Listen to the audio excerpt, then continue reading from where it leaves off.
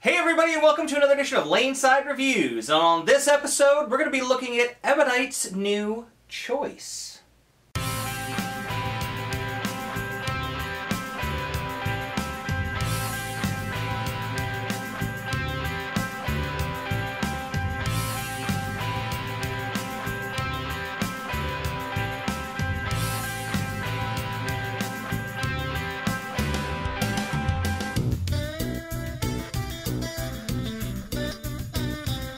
Alright guys, so welcome back. As always, I'm the Bearded Beast, Rob Johnson, joined once again by Scoops Porter, and as we said, we're looking at Ebonite's new choice. Now, the last few releases we've seen from the EBONITE International group, they've actually been sending out test balls to selected pro shops to test out the reactions that they are seeing and what they want to see so they can produce the ball that the pro shops want. And this is the latest in these releases, which they've aptly named the Choice. So why don't you tell us a little bit more about this ball, Scoops? It has a GSV1 hybrid cover stock, which is what we saw on the Pearl version, the Verdict Pearl. Yeah. So it's the hybrid version of that cover stock. Cool, yeah. And this cover stock is based on, I think, what they've called their most successful cover stock, the GB series. Yeah, GB, yeah. So this is just the next evolution as a hybrid. Yeah. Okay. They have the modified symmetric... Centrex? Centrex symmetric. That's a tongue twister. Say that is a huge tongue twister. Centrex symmetric mass bias core. Yeah, mass bias core. Right? Yep. It was the core that was in the 1. Yep. But they've lowered the intermediate differential to give it even length and more continuous. Yeah, now with this ball we knew it was going to hook. We had seen some of the videos before they actually got out, and we knew this ball was going to be a big performer. But what we wanted to find out is, could we lay it out so that we could take advantage of that big core and big cover combination to produce some easy length, some control, and a lot of continuation. But, you know, rather than listening to us talk about it, why don't we take it laneside and see how it's stacked up?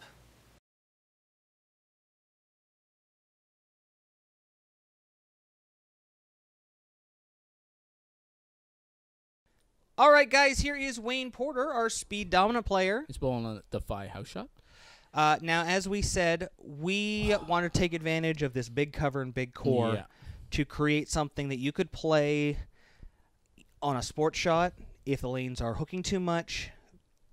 Just we really wanted to have a ball that we could take advantage of those big beefy numbers. Yes, and those two shots were about 5 boards difference, and it looked the same down at the end. So you can see he's playing out in the friction, letting it roll up, just hammering the pocket. And you're seeing a lot of energy at the pins. Yeah, exactly. That's that big core, just pounding the pins. Now, for me as a driller, because I did not throw this ball, I wanted to try to have a little bit more energy down lane, get a little bit more pin mix. And I think you're seeing that for Wayne. Oh, yeah. You're definitely seeing a ball that he can keep in front of him, and one that is throwing the pins around pretty heftily. Wow. Yeah, and it'd be nice for him to stay in that line. And you can see when it's going, it just keeps going. Yeah, and she dries up. You just steadily walk in and not worry about that transition, right? Now here you are with it, and this looks to me like something that you could pull out of your bag as your benchmark. Oh yeah. With this layout. Yeah, for sure. You can see just my normal spot rolling it around, and I haven't been able to play in the summer with the heat. Yep. And the dryness in this line for a while. Yeah. And this ball let me do that for sure. And that's one thing a lot of bowlers forget. You think about the heat affecting the oil, but they don't also think about the humidity, the water in the air, how porous the lane is, how old it is. All these things have effects on your game, especially during the summer. Oh yeah. Oh, and I mean you get a little bit more tired too. It's a lot easier to fatigue, right?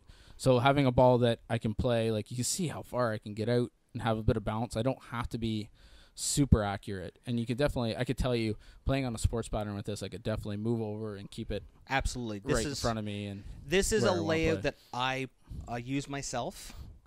And you can see Cam here as the high rev player. It allow. Oh wow! It allows you to keep the ball in front of you, so it's not going to get super jumpy on you. Exactly, yeah. And with a hybrid cover, you're already blending it out, so we've got a very reliable type situation put together. Oh, yeah. And you can see Cameron, he doesn't necessarily have to jump out of the oil and get into the friction super early, so he's going to be able to play there a lot longer.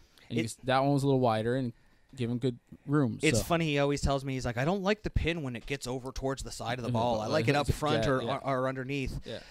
But this is the first time he's thrown a layout like this, and he was spanking him. Oh, yeah. Look at the pin action. There's pins flying up and hitting the top of the pin deck and bouncing all over the place. It's definitely beautiful. So, and he's actually going to be throwing this exact ball at the USBC's the July 7th weekend. So if you're around, you can actually see this ball in person, in action. It's a good choice.